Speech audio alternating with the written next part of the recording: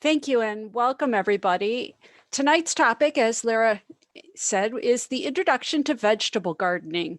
And Karen and myself will be covering this topic for you tonight.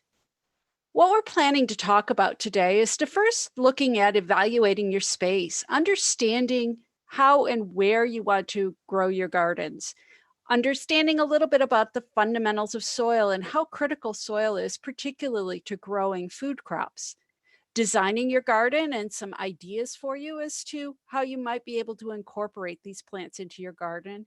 And then also small space gardening for those of you who may not have a very large lot or maybe even just a balcony. At that point, I will turn the talk over to Karen and she's going to cover what is a vegetable and why you should grow our own, the difference between cool and warm season crops, and understanding why that's so important to identify so that you know when to plant and when to harvest your crops. Companion planting, which will give you some ideas of other things that you can plant with your herbs and vegetables. And then also just to touch upon starting plants from seed, because it is that time of year. So when you're first getting started, you need to evaluate your garden space. And this is whether you're growing vegetables and herbs or perennials or any kind of plant. Really evaluate what's out there and what is in your garden right now. And then you need to decide where to grow your vegetables and really think about in the back of your mind, what is your garden style? Is it informal or formal? When you're evaluating your garden, the first thing to look at is sun exposure, and also think about moisture and wind. How moist is your soil? Does it retain water? Does it drain quickly? And where's the prevailing winds coming from? Then soil type, which does influence moisture as well. But what kind of soil do you have? Our hardiness zone. Now, this is mostly critical for those who are growing perennials, and the vast majority of our vegetables are annuals or they grow in 1 year. So therefore hardiness is not as important. But typically, if you live along the lake in Durham region, then you would be a zone 5B as in boy. If you live to the north side or you have a very exposed location, then you may be a 5A. And the other thing to look about is size and type of existing plantings. Oops, sorry. So in evaluating sun, this is the first question, is do you have full sun, part sun, or full shade? And the way you understand this is full sun is 6 or more hours of sunshine of day during the day. So if you have at least 6 hours of sun or more, then you are considered full sun in that part of your yard. Part sun and part shade would be 4 hours of sunshine during the day. And then full shade would be anything less than 4 hours. So this is critical because most vegetables do require full sun, although some will grow in part sun and part shade. Soil is the most important fundamental building block for any garden, and really understanding your soil is key. You can test your soil. There are little test kits, as you can see in the upper right, that are available from your various garden centers, or even some of the big box stores do carry those. So you could test your soil. But the real key here is that you want to feed your soil. Healthy soil grows healthy vegetables. So the more you put into your soil, the more compost that you put into your soil. And that's what I mean by feeding your soil. It's add lots of compost. Those nutrients and the organic matter will help your vegetables grow strong. It will help them grow rich, and therefore you'll get more nutrients. They will be able to uptake more nutrients from the soil, which then provide more nutrients for your diet when you eat them. Preparing the garden, this is one way to do it, and this is for the fall. This is called lasagna gardening, and a lot of people have heard that technique. And this is typically done in the fall. So it's a little late, obviously, this year to do it. But if you're not prepared to start a large garden this spring, but you want to wait and prepare over the fall for next year, then this is what you would do. You first need to remove sod and weeds, and especially dig out the roots of all those perennial weeds. Cover the area with newspaper and then with compost. And you want to really moisten that down and moisten down the compost. When it says wait patiently, then dig, That means if you're using this technique, you would wait until the following spring to actually dig. The next point is true whether you are starting a new garden or working in an existing garden, is that you do not want to use a rototiller. It is much better to dig by hand instead of using a rototiller.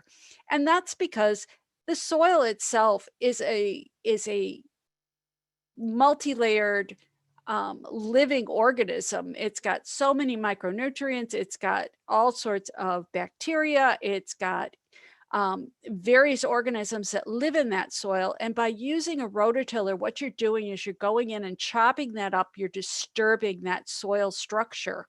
And in doing so, you're really harming the soil and you are taking away from what you're going to be feeding your plants. So go in and dig by hand.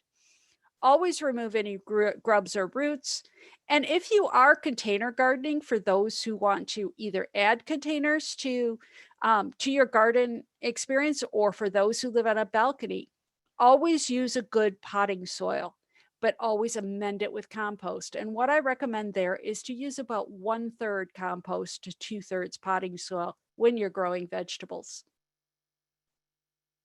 The container soil, as I said, make sure that you start out with a good potting mix.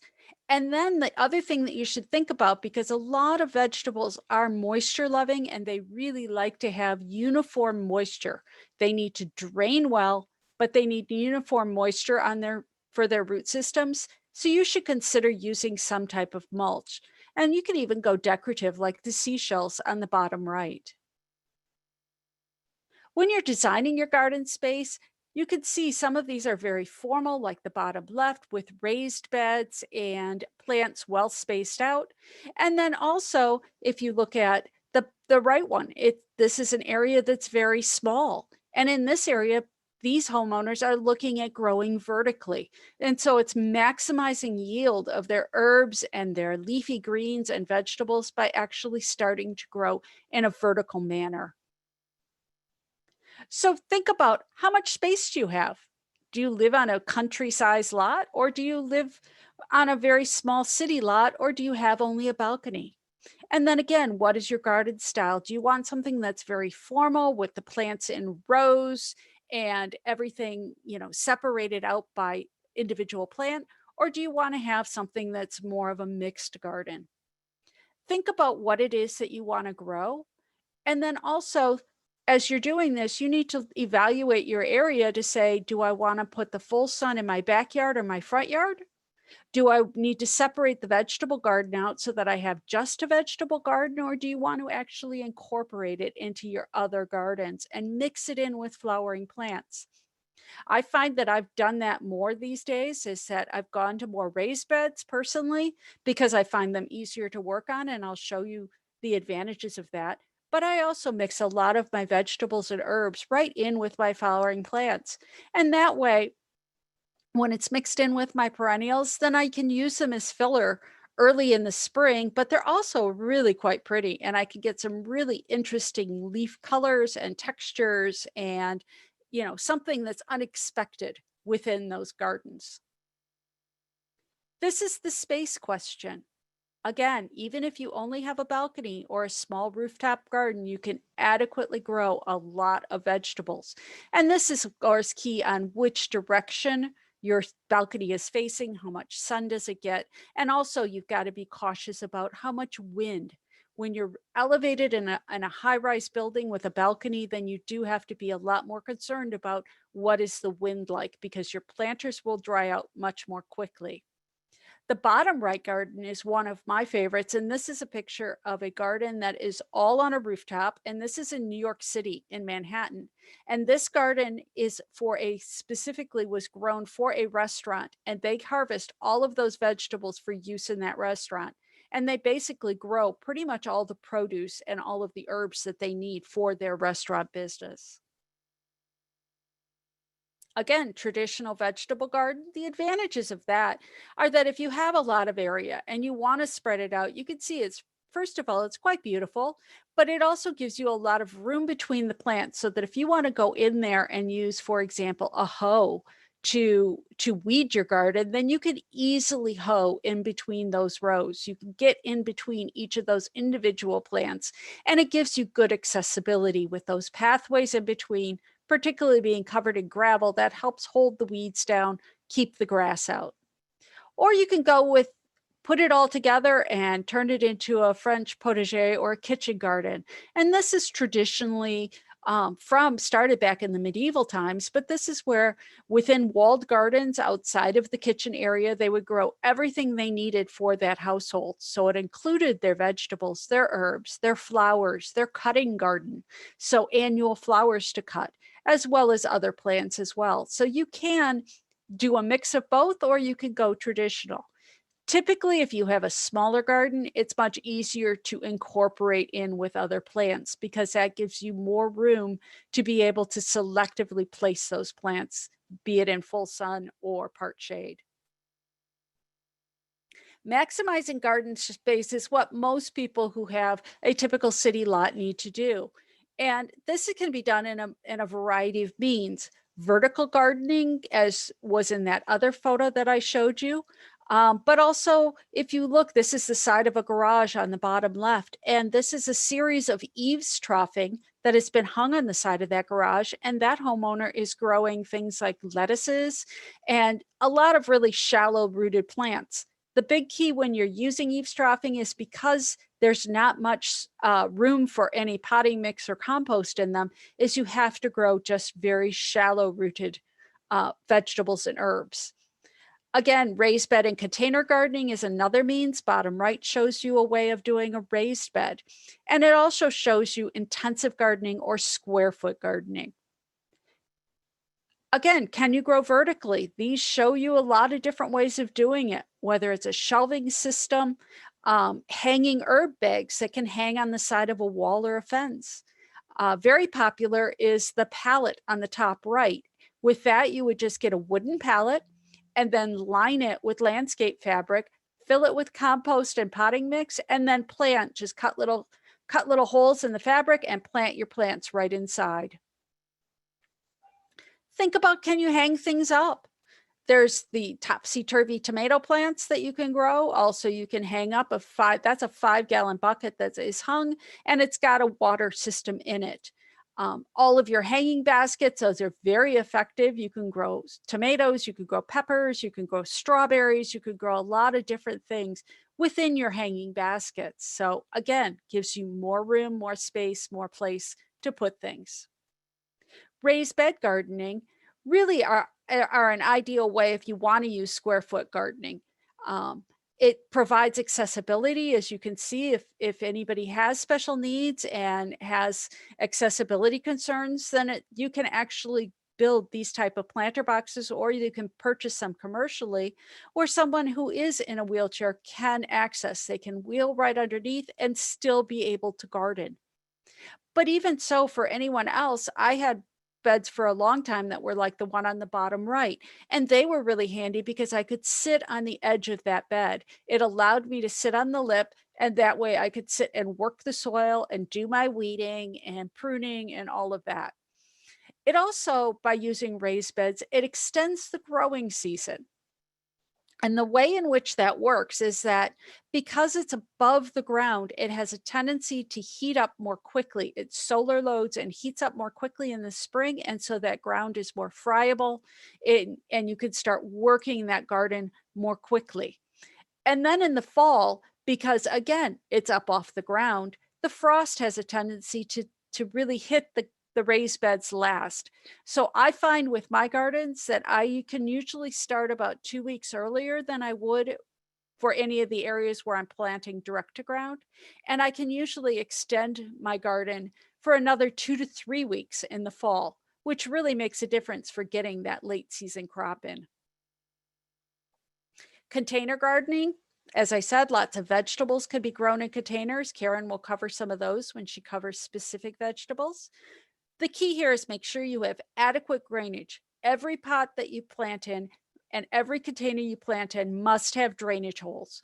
If you don't, what happens is that the roots, it'll gather moisture, the water will gather in the bottom of the pot, and the roots will end up rotting. So make sure you have good drainage. Now, that said, if you are on a balcony and you have somebody below you on a balcony, make sure that you have some kind of catchment system, because you don't want to have that water flowing down and flooding your neighbors below. Again, use good quality potting soil and add compost. And make sure that for those plants that require it, that you use trellises or poles. And that helps you grow up the walls or up that railing on your balcony. And be creative, because you can really incorporate a lot of pretty planters and pretty containers that can actually be part of your artwork. Intensive gardening is planting in groups. This allows you to plant very, very closely together. It can either be a formal planting or an informal planting, and square foot gardening, as illustrated in these photos, is a formal means. And what square foot gardening is it was a technique that was developed in the early 1980s by Mel Bartholomew. And he actually had a television show on PBS that talked about square foot gardening. But basically, you line out your beds, and this can either be raised beds or you can do it in ground in a grid pattern of 1-foot squares. And within each of those squares, you can grow anywhere from one plant, like a tomato or an eggplant, or you can grow 4 plants if it's beans. You can grow 9 plants if it's beets, or you can get all the way up to 16 plants if it's a radish or a leaf lettuce. And so therefore, you're really compacting those vegetables in. It's very easy to set up. It's very easy to plant, because you plan ahead of time what's on that grid, and then you go out and you plant your seeds and you plant your transplants. The key with this is that it is extremely intensive. You have a lot of plants in a very small space. So really make sure that soil is healthy, that you've put a lot of compost in, and make sure that you top dress and add compost through the growing season to provide extra nutrients. So at this point, I am going to hand over to Karen, and she will start talking about what is a vegetable. Okay, well, thank you, Jenny, and hello to everybody.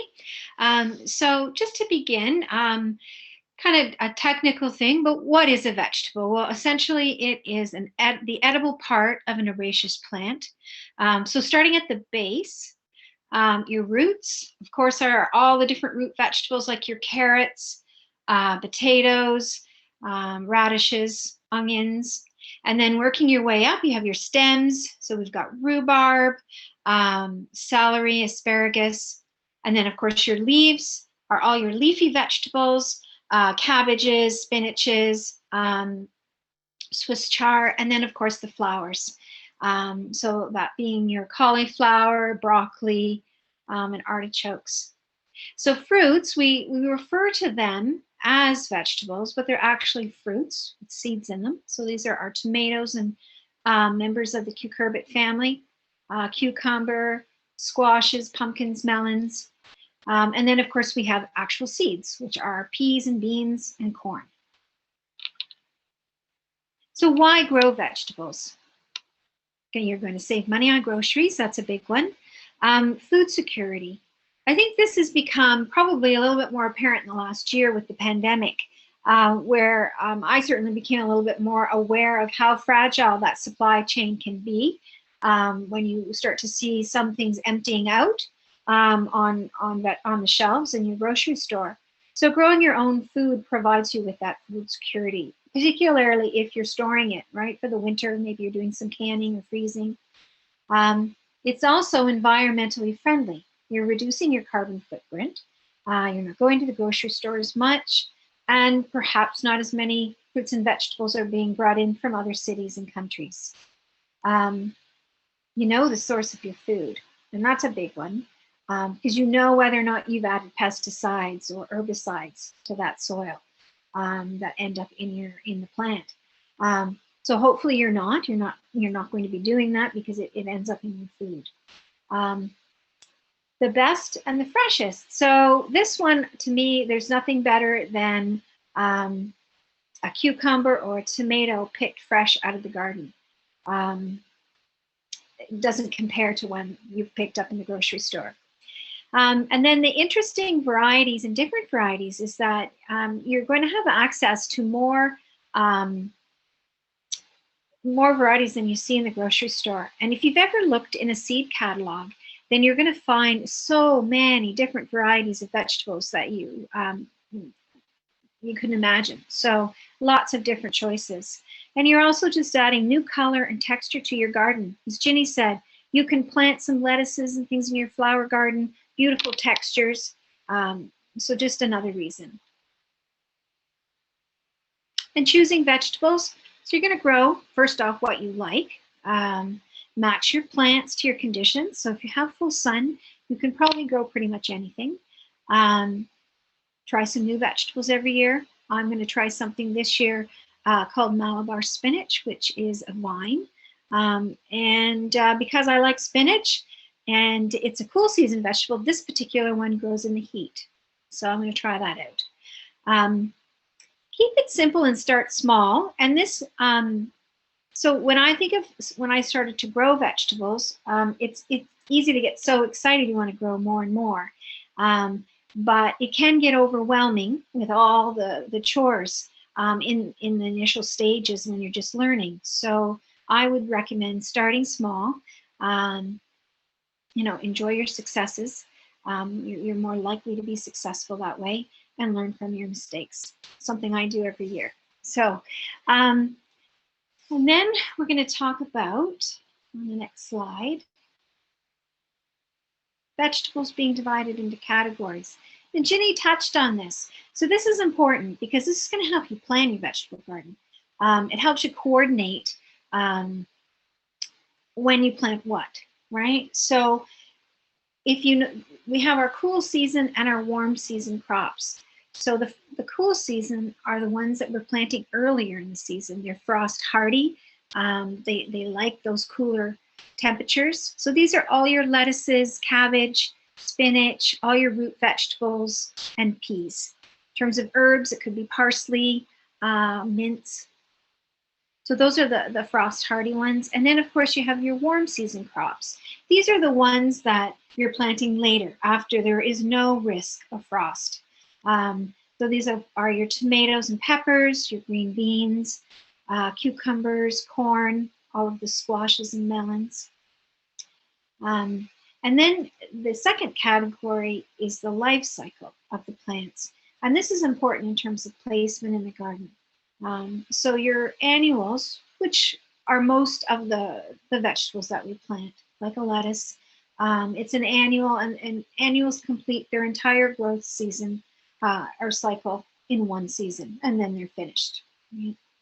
Carrots are biennials, and they develop a really good root system in the first year. That's why we harvest our root vegetables in the first year.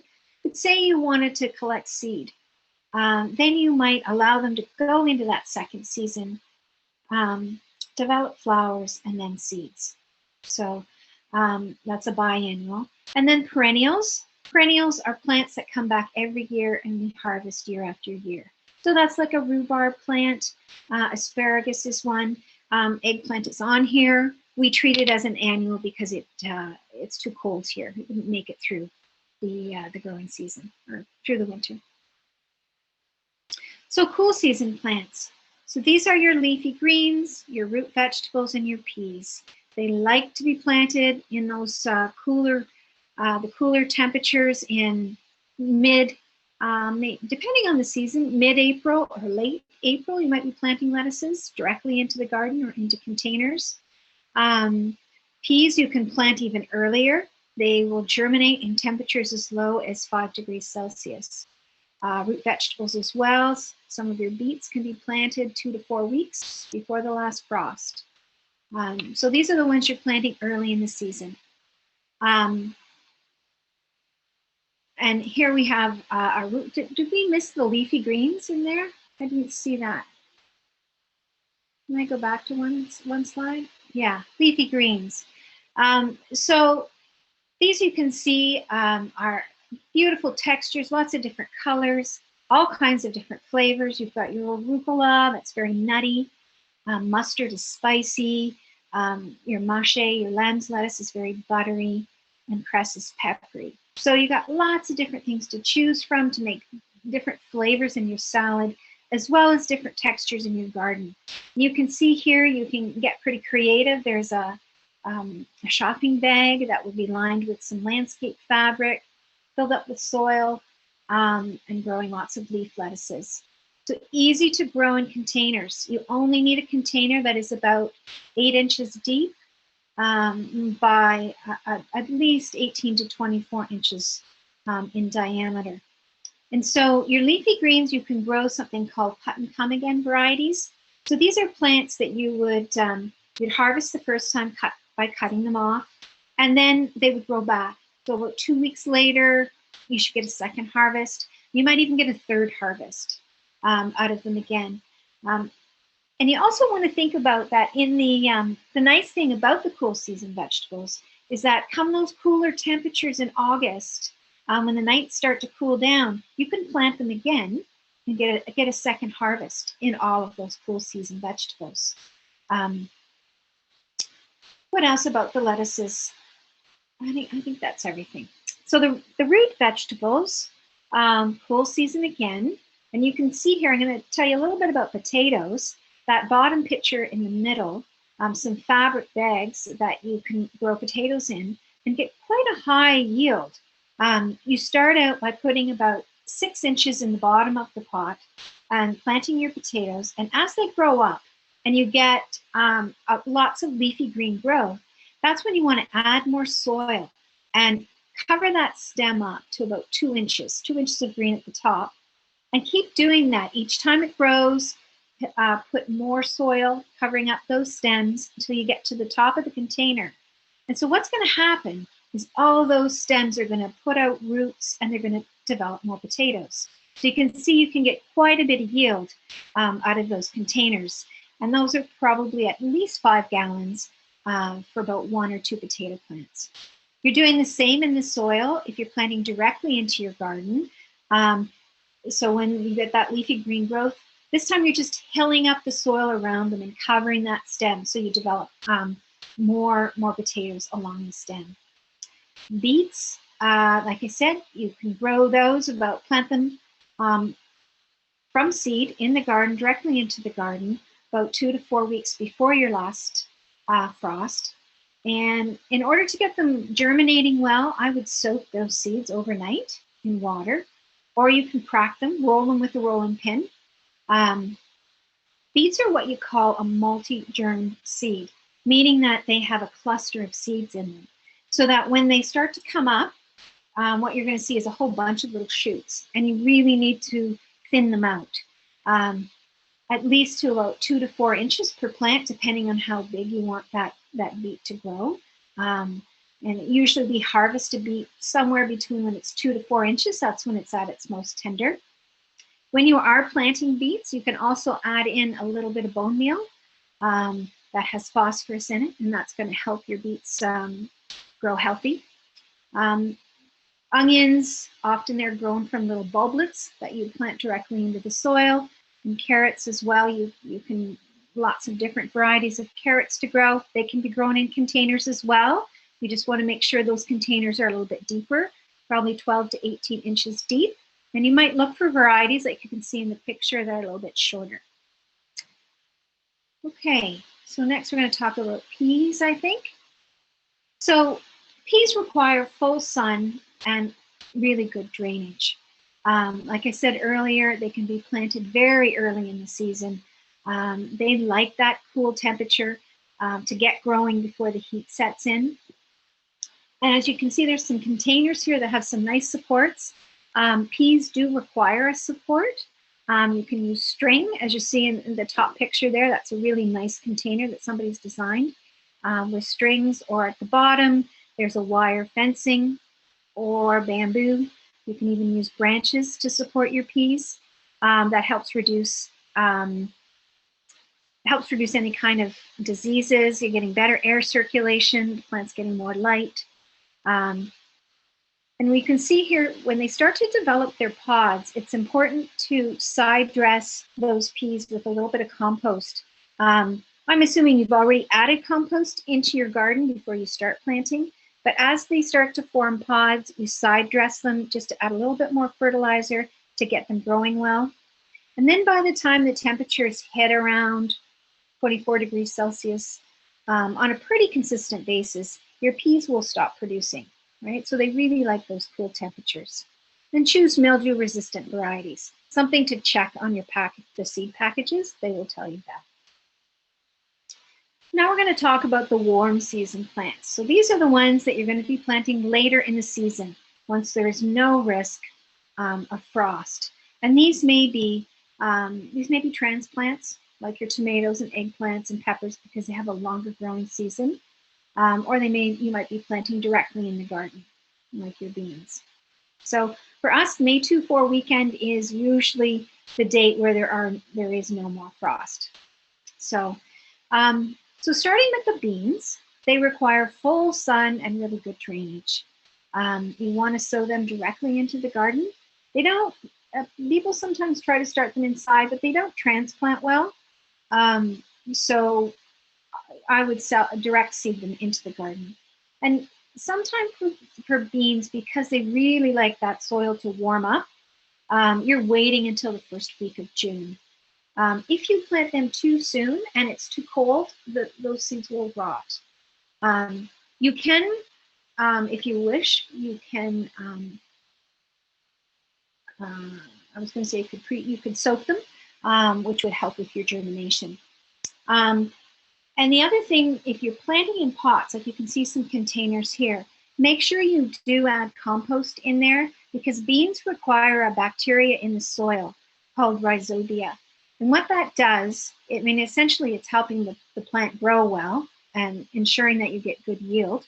But what it does is it allows beans to fix the nitrogen, pull it out of the nitrogen out of the air, goes through the plant, and then it gets stored in the roots and in the soil.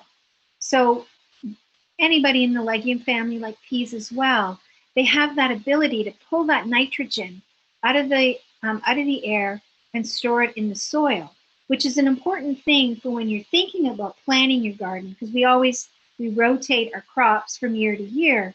So next year when you're planting, you might think, well, okay, I had beans and peas here last year, so there's going to be lots of nitrogen in that soil. So next year, or this year, I'm going to plant my lettuces because they like lots of nitrogen. The other thing is to put your poles in at the time of planting. If you're using a runner bean or a pole bean, because you don't want to disturb the roots later on. So at the time you put the seeds in, put in your supports. And in terms of the types of beans, so we're probably most of us familiar with snap beans. These are your green beans or your yellow wax beans. And they come in two forms. So you have your bush bean, which is a smaller plant. It's rounder, it's like a little bush. And they tend to fruit earlier in the season. They go for about 3 weeks and then they're finished. But your pole beans, they come on a little bit later in the season, but they go much longer. They are essentially vines. So as that vine continues to grow, it keeps fruiting. You get more and more beans. So you'll get beans well into the fall. So if you have a small space, it's a good idea to grow those pole beans, because you'll get more bang for your buck, so to speak. You can see here, they require those good supports because they're going to be, they're vines. And they will twine up those supports. So we're picking those ones early if they're snap beans. Shell beans, you're waiting until those pods, they dry. The pods are dry on the plant, and then you're picking the beans because they've hardened. Runner beans, these are very vigorous vines. So they come from Europe, and initially they were planted more in the garden for the color. You have your scarlet runner bean, which have these lovely scarlet flowers throughout that season, into the middle summer through the fall. There's other beans that are coral colors or different pinks. So this is a very vigorous bean. If let to grow, it can get up to 20 feet tall, and they can be harvested either as those fresh green beans, or you can wait and pick them as shell beans. So I think we're going to go to tomatoes. Probably one of the most popular vegetables that we grow, even though it's a fruit. But so in terms of conditions, tomatoes like lots and lots of sun and heat. So they also like lots of water. And this is really important for tomatoes, particularly when they're starting to set their blossoms. You want to make sure that you are watering regularly. Inconsistent watering at that time can cause something called blossom end rot, where your tomato develops, but then all of a sudden the base of it starts to rot.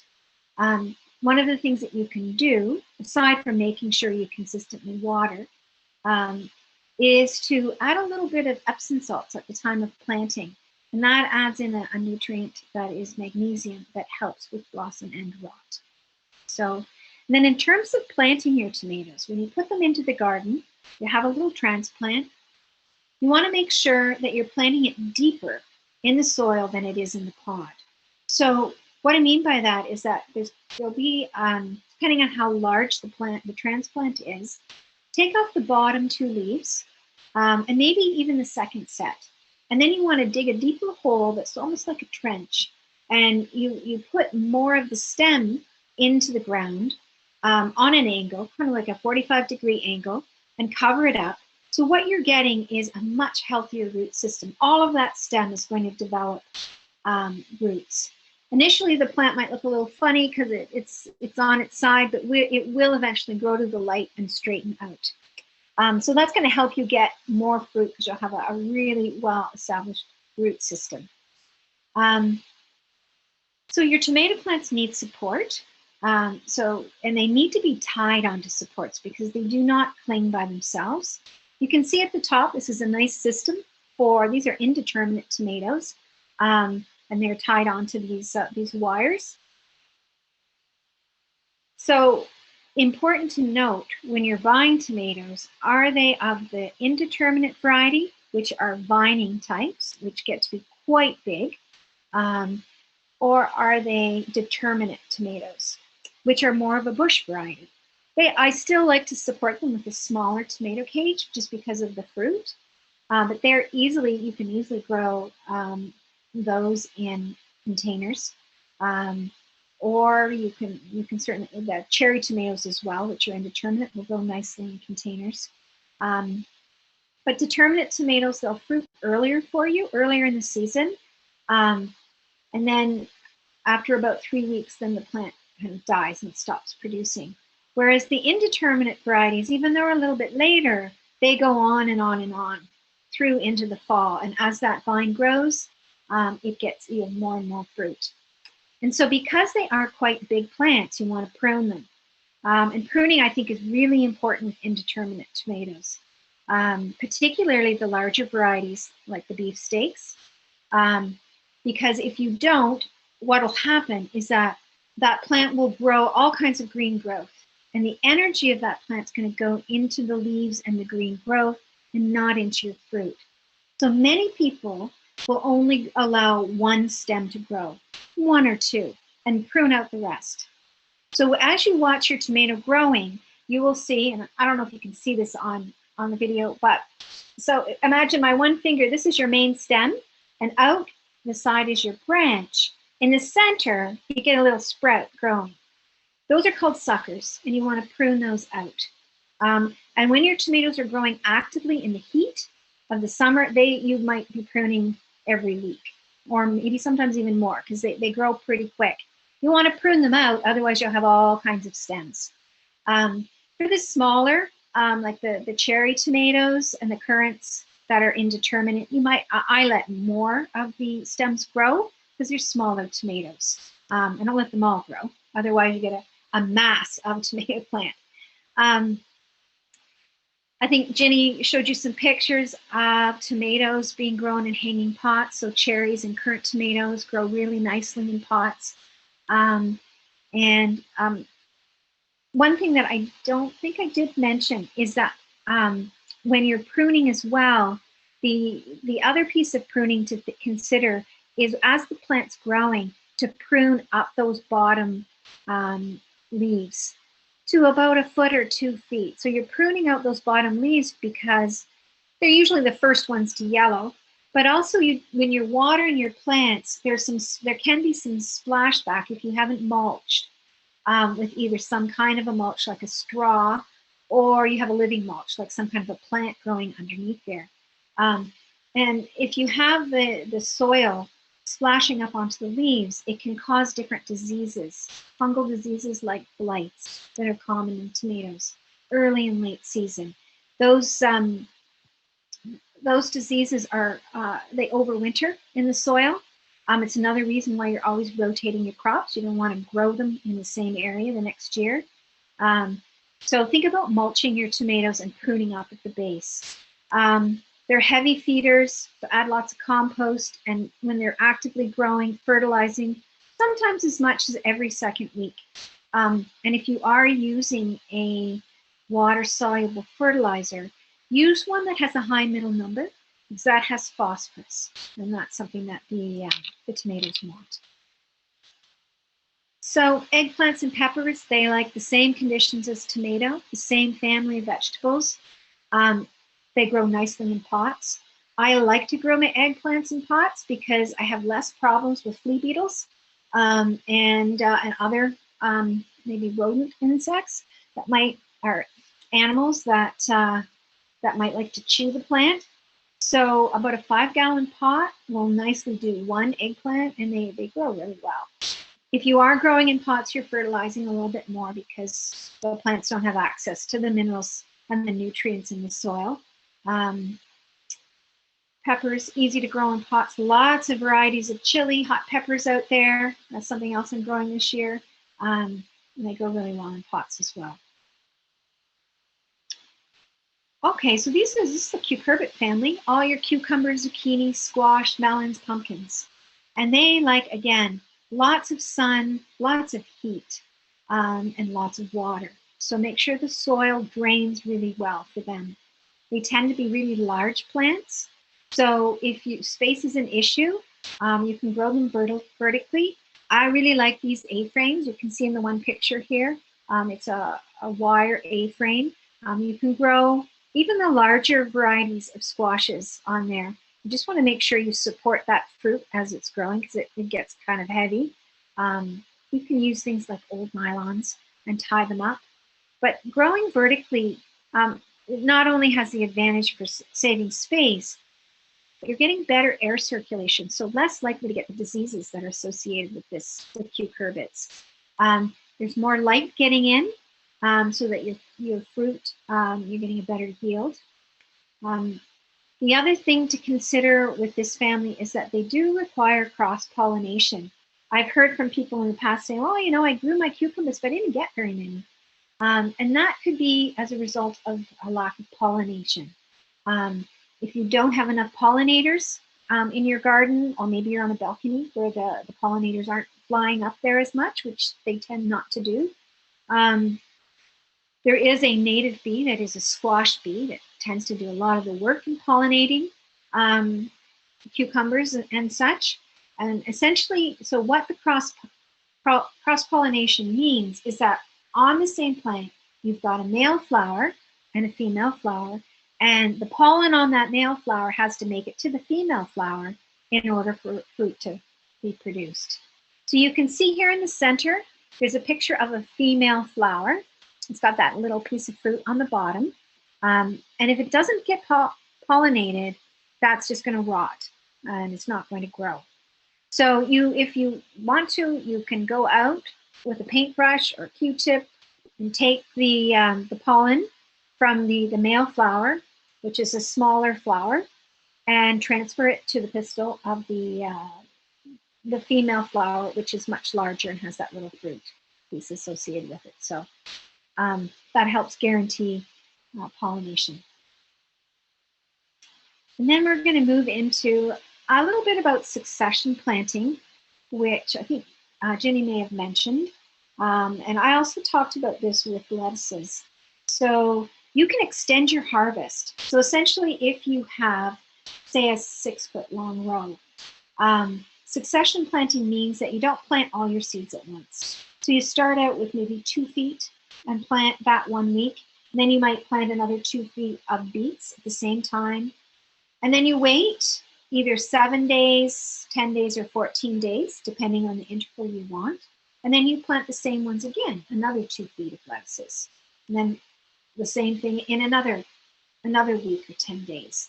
And that's what's happening there, is that you're just extending your harvest. So all that lettuce doesn't come on at once and you can't use it, right? So just think about that when you're planting. And I like to interplant, so it's not going to be like a 6 foot long row of lettuce. I like to interspace it with maybe some beets, some root vegetables. Just helpful in terms of confusing pests. You're not attracting them to all this one big long thing of lettuce like we have here in this one picture. The other thing is, think about rotating your crops. You want to replant different vegetables the following year. And we always do this, like I mentioned, there are soil-borne diseases that overwinter. And if you keep planting a tomato in the same area, you're going to get, the disease will just continue to grow and you'll be disappointed. So move those tomatoes to a different space. The other thing is that many insects will overwinter. They'll lay their eggs, and the pupas, not the eggs, but the pupas will overwinter in that soil, and they'll easily find their host plant again. So you want to break it up for them, so they make it hard for them to find those plants. And the other thing is that different vegetables take different nutrients out of the soil. So by rotating, you're not allowing your soil to be as depleted. And then the next one is, okay, so companion planting. We're going to talk about essentially what that is 2 or more plants that you intentionally put together in order to benefit one or both of them. And the benefits of this, and I should say that initially, a lot of companion planting was really the observations of gardeners over the years, which was really useful, but there wasn't a lot of scientific data. But there is now, and there's it's growing. And just recently, there was a really good book that came out with all kinds of scientific studies about companion planting, and that one is called Plant Partners, and that's by Jessica Walliser. I just finished it, and it's an excellent book on companion planting. So, and it goes through the different benefits and how to design that in your garden. So the first one here is shelter and support. So this is the idea of the 3 sisters. So you have a corn plant, which is has a very strong stalk. So it's a great support for the bean plant that will twine its way up. And then at the base, you've got a squash plant. And what that squash plant is doing is it's like a mulch. So it's keeping the soil cool, more water, moisture in that soil, as well as keeping the weeds down. So they're all benefiting each other. It's the idea of improving soil. So anybody in the legume family, like I talked about with the beans or the peas, they're taking nitrogen out of the air and putting it and storing it into the soil. So that's helping improve your soil. And then you have plants that act as decoys or repel harmful insects. So a decoy plant, an example of that would be to plant perhaps radishes, and then later on you're planting them earlier in the season, so they're really developing, they've grown much more. And then in the center of those radishes, you've left room to grow a tomato plant that you planted later. So flea beetles are more attracted to that radish, the radish leaves, and they'll leave the tomato leaves alone, which when tomatoes and peppers are really young, they're very susceptible to flea beetles. As they get bigger, it doesn't matter quite as much. So as they get bigger, you're harvesting those radishes, and you don't really care that the flea beetles have eaten the leaves because you're harvesting the roots, the radishes. Plants that repel, well, that could be the idea of planting petunias with beans. So the smell or the fragrance of those petunias are going to detract any bean beetles from getting to those beans. So this is the idea that you kind of have an understanding of how those insects find their host plant. So they have those visual cues like colors or the shape or size of the plant, or host plants also give off um, chemicals that are like a scent that the insects pick up and it draws them in. So if you've got another plant that's kind of has a strong fragrance like petunia, it's going to throw off those bean beetles and you're not going to find your bean plants. The other thing is they attract beneficial insects who may be predatory insects that are going to feed on the insects you don't want, harmful ones. They also bring in pollinators. Overall, the idea is to grow a garden that has a balanced ecosystem. The plants are healthier, therefore you get more fruit and vegetables. So I think the next one, there's lots of different planting guides, companion planting guides online. You just really have to Google that. This is a popular one. Like I said before, the idea is that you're avoiding a monoculture and you want to have a healthy ecosystem. I think there's another one here. Love-hate relationships. Beans love most herbs and vegetables, but they don't like carrots. They don't like onions, garlic, beets, or cabbage. And carrots love peas. So there's a lot. I'm not going to go through them all because there's a lot of them, but you can look them up online and be guided that way. So just going to go through a couple of different plants. So basil is a good one. I like to plant it with my tomatoes and my peppers. It's known to repel asparagus beetle, mosquitoes, thrips, and flies. So you're planting it with your lettuces, asparagus, peppers, and I plant it with my tomatoes. It's been said to improve the vigor and the taste of your tomatoes. Thrips are certainly more attracted to the basil and will leave your tomato plants alone. It's also been known to reduce the egg-laying behavior and deter the tomato hornworm. So that's a big one because that one can be kind of destructive for your tomatoes.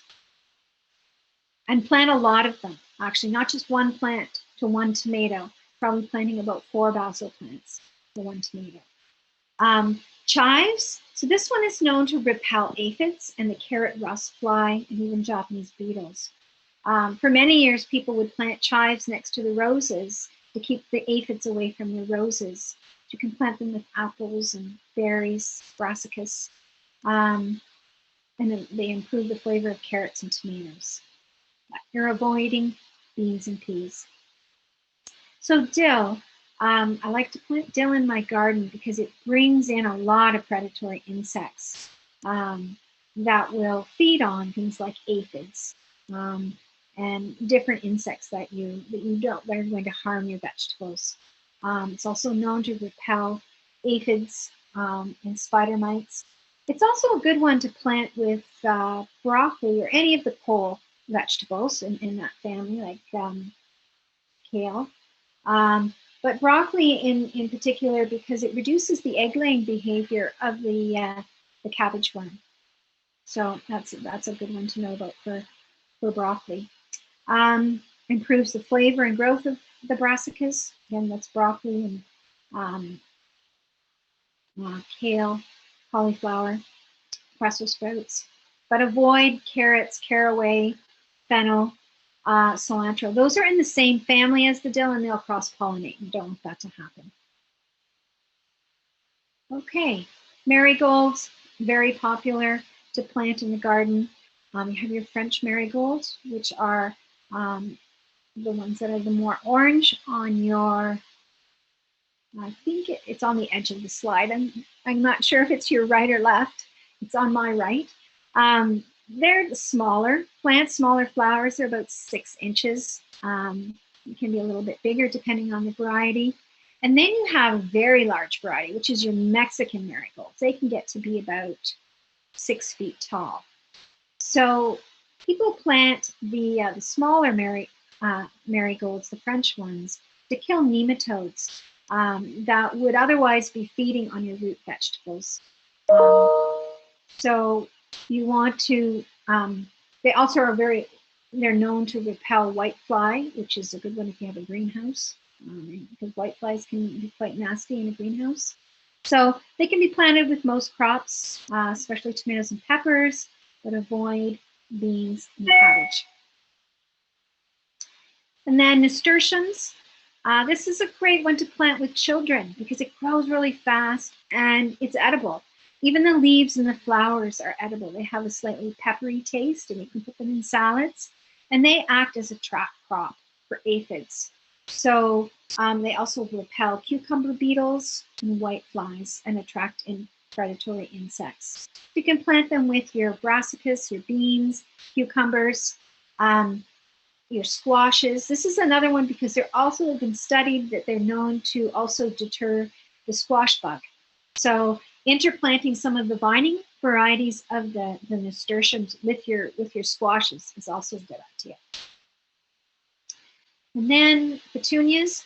This one I also mentioned that this is a good one to plant at the same time. Put in the transplants of your petunias when you plant the seeds of your beans. So the petunias are a good size once the beans are coming up to protect them and repel that bean beetle.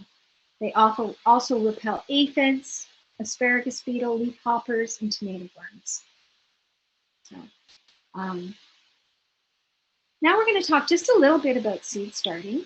And for the most part, this is about taking a good look at your seed package because there's a lot of information on there. So you can see on this, this is an indeterminate tomato, San Marzano, nice plum variety for sauce. So you want to make sure you know if you're growing a tomato, is it indeterminate or determinate? Because it has a big difference in the size of the plant and what it needs in terms of support. Is it an heirloom variety? What that means essentially is that the seed is, or the plant is at least 50 years old and it's open pollinated. So that means that the pollen from one flower needs to make it to pollen on another flower, and that's usually happens with the pollinators.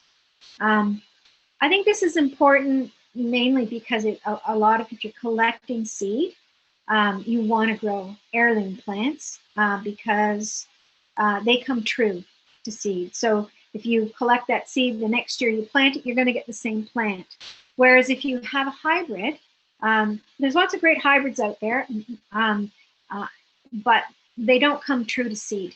So if you collect that seed, you're going to get some variation of the parent because a hybrid is a combination of two different plants that are put together for whatever reason. Maybe it's disease resistance, but they don't come true to seed. So organic, what does that mean? If you're buying organic seed, it means that the seed in that package has been collected from a plant where there was no pesticides or no herbicides used. And then on the back of that pack, a lot of growing information. How long before your seeds might germinate? How long before they can be harvested? Seed depth, spacing, always important. Space your plants properly so that you reduce the possibility of disease. And depending on the seed package, it may have different information. This one has some cooking and flavor. Tells you a little bit about the flavor.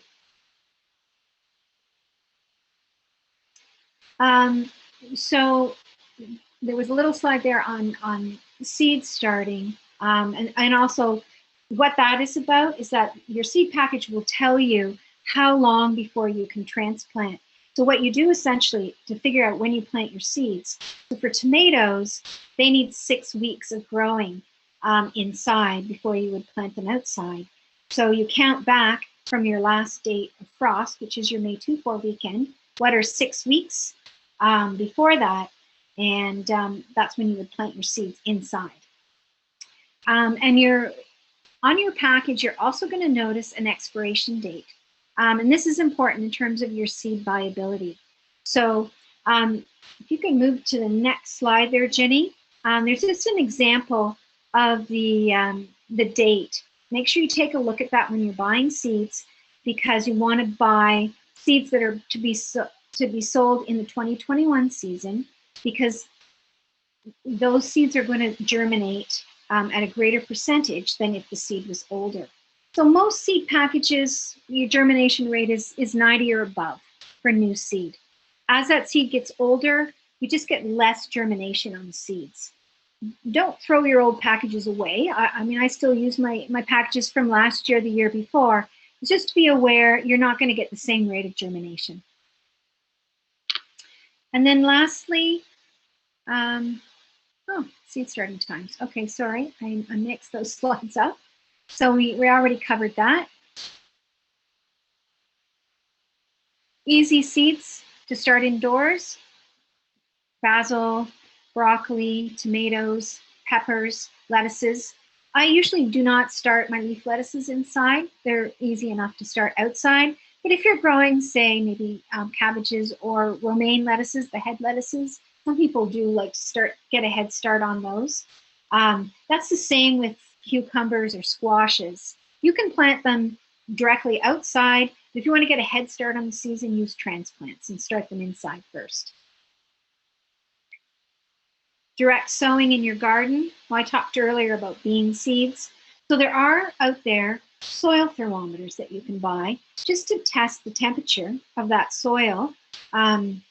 So you know it's warm enough to plant your different seeds. And this is just a little chart on how warm that soil needs to be in order to put the seeds in. If you don't have a seed thermometer, easy enough to stick your hand into the soil up to your knuckles, leave it in there for a number of seconds.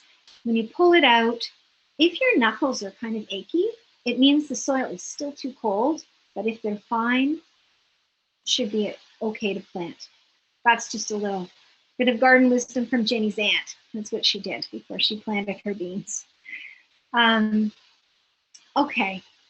Seeds to direct sow in the garden. We already talked a bit about that. So beans, carrots, chives, lettuces, all of the root vegetables, peas, radishes, lots of flowers. You can calendula, that one goes really quickly. So easy to sow outside. Morning glories, nasturtiums. So lots of choices to plant directly into your garden. And I think that's everything. So enjoy the fruits of your labor. And I just want to say, I know we're going to do some questions now, but if for some reason you have a question afterwards and you want to contact us, easy enough to do that. We have an email, and somebody mans that email and we will get back to you with an answer. So that is info@durhammastergardeners.ca. So I think we can go to questions now. We are going to go to questions. Thank you, Ginny and Karen, for a very informative presentation this evening. I know I learned a lot. I have a couple questions here. So back in the beginning of the presentation, you were talking about the soil division of 1/3 of soil to 2/3 compost for container gardens, or was it vice versa? Was it 2/3 soil, 1/3 compost? Yeah, it's 2/3 potting soil with 1/3 compost. Okay, perfect. Okay. I got hornworms, exclamation point from Sandra. Is there anything we can do to prevent them from invading our tomatoes? Well, I did talk a little bit about companion planting as a strategy to confuse them and to stop the egg-laying behavior. And that was planting basil around them, quite a number of basil plants around them. That is one way. When you get them, you really have to kind of hand pick them off. I never really recommend using a pesticide or anything on hornworms. So one way by companion planting. I would never plant a whole row of tomatoes. I would want to mix it up so that you are trying to confuse that insect from finding the tomatoes, and never plant your tomatoes in the same spot each year. Okay. So I don't know if you've got something more to add to that, Ginny. No, that's basically what I do as well. But keep vigilant. If you keep an eye on them, you can pick them off pretty quickly. Don't let them gather and get large numbers on your plant. Okay. Do you recommend a certain type of compost? If so, if they have to purchase it, is there a location or a type that you recommend? If you are not able to or do not have sufficient compost, if you're doing your own composting, use that, of course. If you have insufficient compost, then there are a lot of commercially available ones. And you could get those from any garden center has a good quality compost, or even some of the box stores would have composts. I do like to personally plant ones that have an element of seaweed in it, because that will bring in some micronutrients and some minerals. If you're not allergic to shellfish, there is another one that does have a little bit of shrimp shells included in it for the same thing, because that will bring calcium. That's really good for your tomatoes, for example. But again, the biggest thing is make sure that it is a reputable source, make sure that it's, manufactured. I try to buy Canadian, because then I know that it's controlled and what's in that bag is good for my garden. I have a few questions that have come up regarding squirrels and bunnies. If you have any tips and tricks for dealing with them in your gardens, even with fencing around the garden. For me, I mean, I use a fence I actually put it's a wire fence that is fairly small, so that they can't get through it. And I dig down a little bit so that into the soil, and I actually put the wire fencing below the ground so they don't dig underneath, because they can be pretty tricky. They're pretty resilient. They like to get in there. So I do use a fence. Particularly for beans and peas, lettuces, eggplants. So yeah, I like to have a fence around mine. Okay. Can peas be grown trailing down?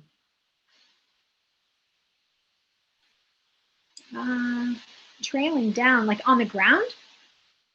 I don't think I'd want to put them on the ground. They really need the support to grow up.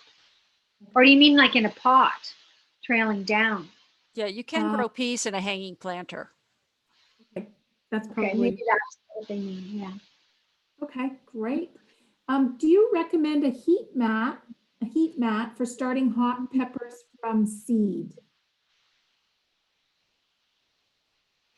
The biggest thing when you're starting your seeds is that you need to understand what the requirements are of that specific seed. And some seeds do benefit from a little bit of warmth in the soil.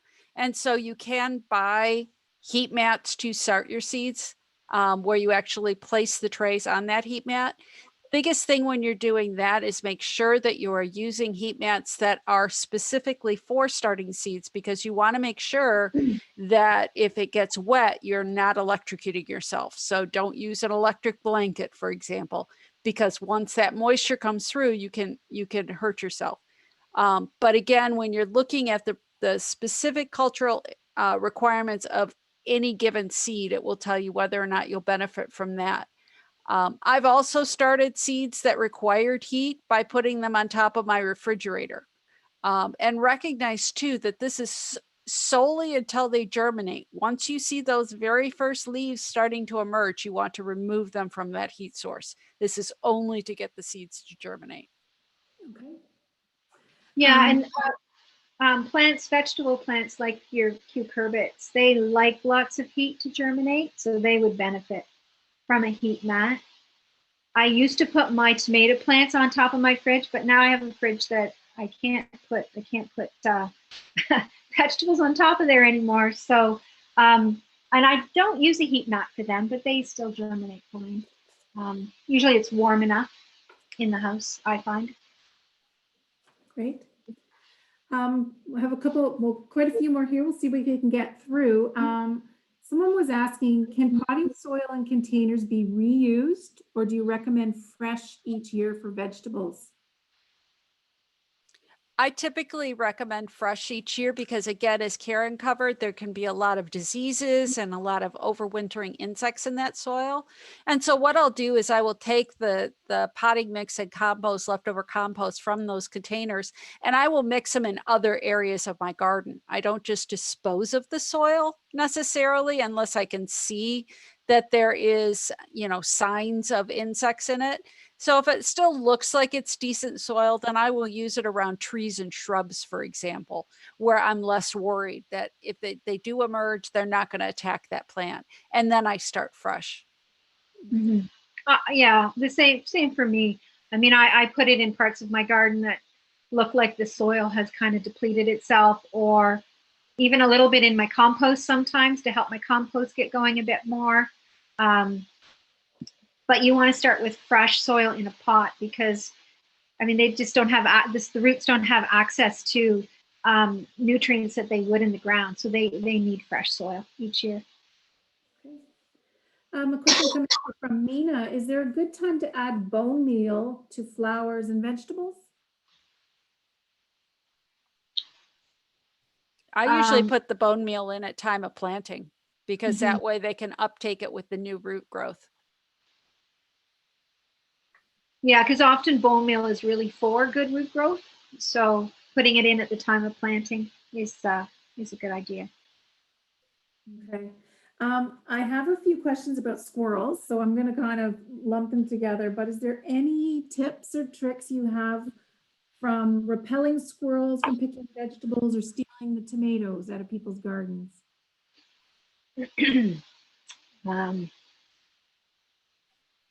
Well, I do use my fence, but squirrels are good at climbing. So,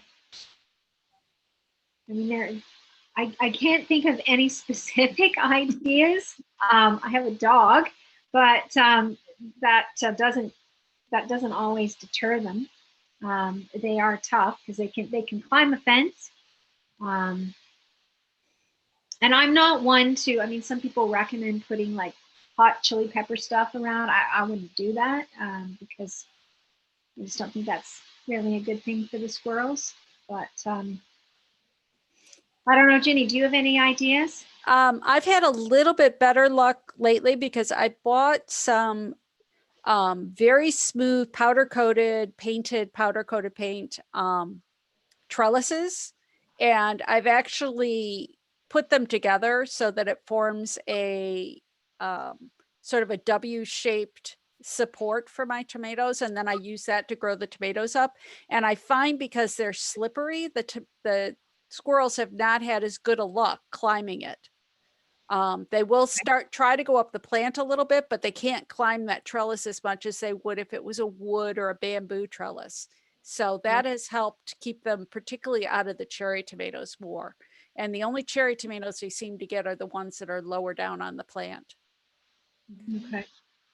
I've heard of some people using a product called, it's essentially the smell of coyote pea, meant to deter them. But you have to keep reapplying that. I've never used that myself, but I've heard of people using it, thinking it's a good idea. That's great points. We have a lot of people that said thank you, very informative seminar, and we're asking about emails. I will post that in the follow-up email. And I did want to let everybody know that we have recorded this session and we'll post it at whitby.ca/whitbyandbloom where you registered. I do have a few more questions to get through, but if people are starting to jump off, I wanted to let them know. As well, to repeat the email for Durham Master Gardeners, if there are further questions, is info@durhammastergardeners.ca. So you can follow up if we missed any of these, but we'll try and get to a couple more before we end the presentation this evening. The next one is, do you have any suggestions for growing yellow or red onions to a good size?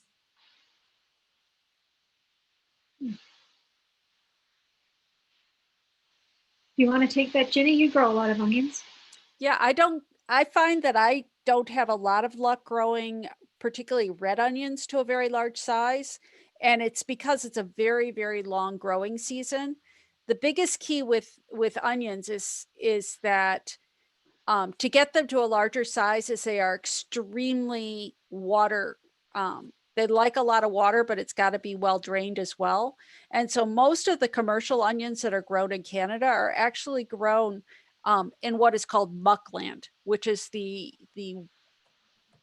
floodplains of our various rivers. So it comes in. So they like a lot of nutrients, they like a lot of moisture, but it's got to be able to drain back out of that soil in order to get them to grow. Because if you think about it, they're filled with a lot of water are in that onion.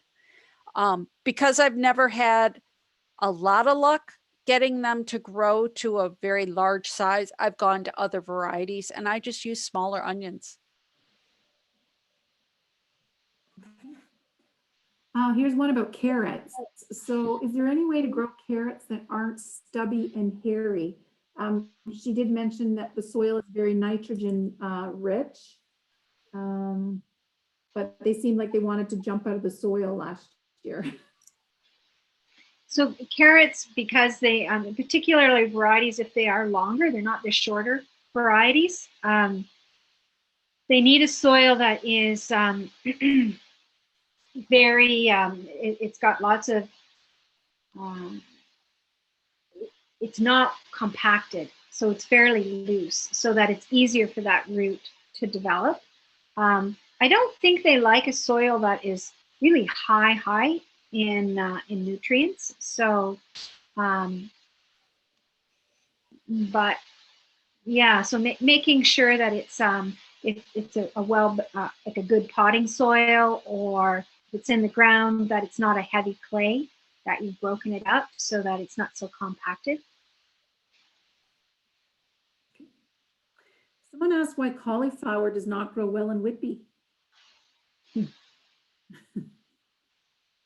Again, that's a growing season, length of growing season. So it's really tough to get those transplants out soon enough. And then the other thing with cauliflower is it's a plant that if you actually want a white head of cauliflower, you have to tie that flower. You have to cover it with the leaves and you have to tie the leaves over the top of that head to get it to stay compact, because otherwise that flower just wants to open up and bloom, and that's why it turns green, and that's why it opens up. And similar for broccoli, it's very challenging, and there's a lot of cultivation requirements and managing that plant as it grows if you want to get that nice tight head. Okay. We'll do a couple more and then we've got about less than 5 minutes, but someone asked about, you had the vinyl shopping bag for a container. In addition to lining it, do you cut holes for drainage as well? Yes, you always want to have drainage in any container. So yeah, you would put some holes in the bottom.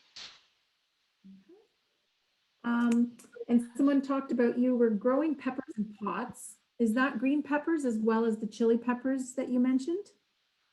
You can grow green peppers in a pot. You just want to make sure that the pot is large enough. Most for one plant, either I would say a 3-gallon pot or a 5-gallon pot. Just make sure it's a big enough pot. That's all. And then you may have mentioned this, but are there examples of shallow rooted plants that would work well in the eaves trough? A lot of your leaf lettuces grow in that. You can also plant radishes, for example, because if you think about it, the entire plant is just that little bulb.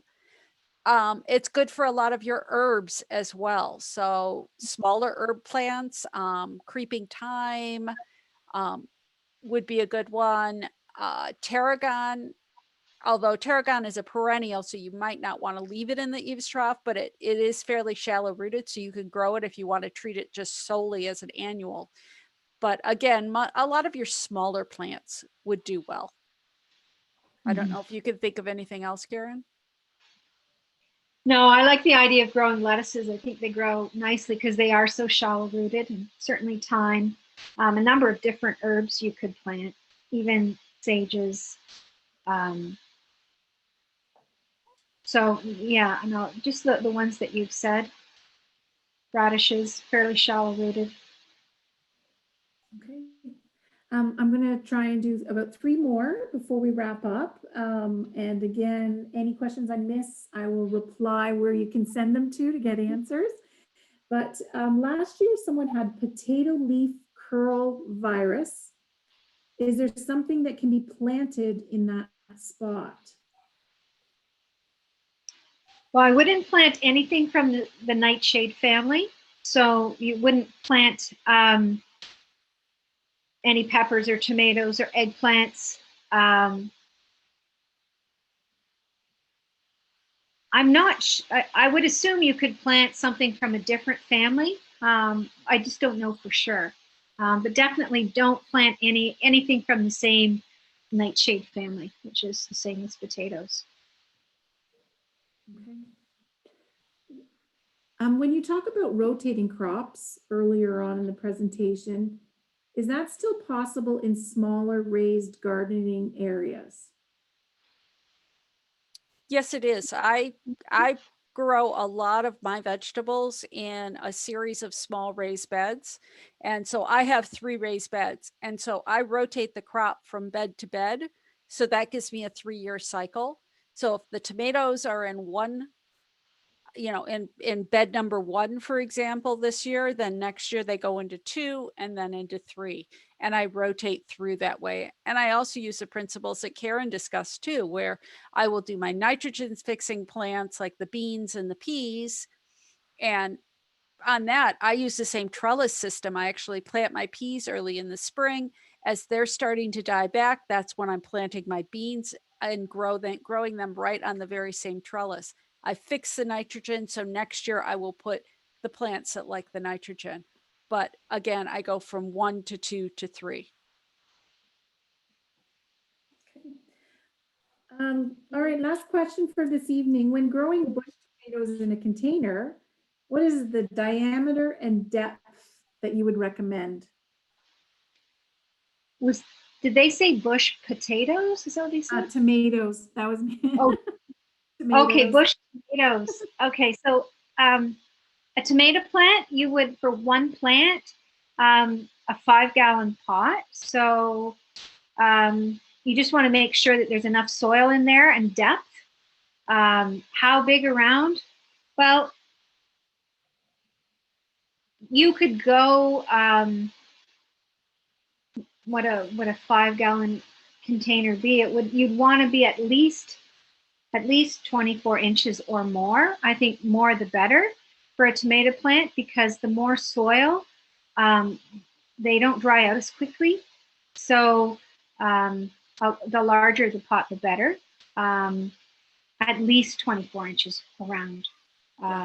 More than that, 36 even. And if you go on YouTube, there are a lot of videos available where you can actually grow tomatoes. You can make your own self-watering planter for tomatoes out of 2 5-gallon pails that you purchase at the hardware store or at Canadian Tire, where you can actually buy 2 5-gallon pails. They stack one inside each other. The bottom one becomes your water reservoir. Your top one is what you plant in. And there's a lot of videos on how to drill the holes and make sure that you get proper drainage for the plant, but you retain the water down below for watering. Which would allow you then maybe to go away for a weekend and not have to worry so much. Because that's the biggest problem with, I think, growing tomatoes in pots, is that they have, when it's really hot, they have to be watered at least once a day, sometimes twice a day, to keep them doing well. Okay. There's one that came in quickly, and again, I said the last one, but do you have a second to speak on summer and winter garlic? You want to talk about the garlic? Sure. Jenny, I was growing more the fall variety, but yeah, most of the garlics that you want to grow would be grown. There's difference between hard garlics and soft garlics, but most of what's grown here is garlic that you would plant in the fall. You would actually take those cloves and plant them in the fall. And then come spring, you can harvest as they start to come up. Then they form what is called scapes.